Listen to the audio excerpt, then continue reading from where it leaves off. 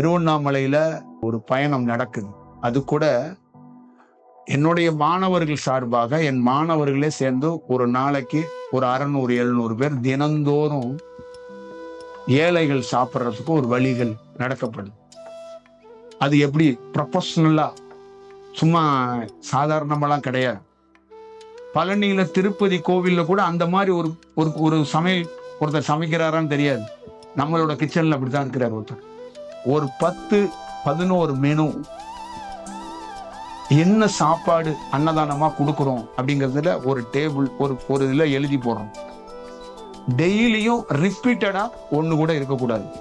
அன்னதானம், எவனோ பருப்பு கொடுப்பான், பொங்கி போடுறது, சோறை பொங்கி போடுறது, தக்காளியை கொடுப்பான், கத்திரிக்காய் கொடுப்பான், இந்த இதெல்லாம் இருக்கவே கூடாது. தினந்தோறும் அந்த என்ன நல்ல காய் விளையுதோ அதுதான் அடுப்புக்கு போகணும். மிக சரியாக கிடைக்கப்படணும்.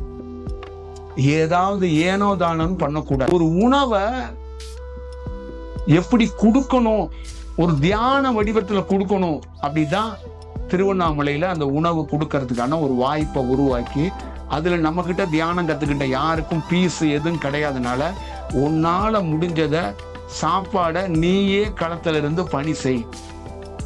அதுக்காக நீ வாளியை தூக்கிட்டு சாம்பார் ஊத்தாத, பொங்கல் போடாத. ப்ரொபஷனலா அதுக்கு எவன் வேலை செய்வானோ அவன் செய்வான். நீ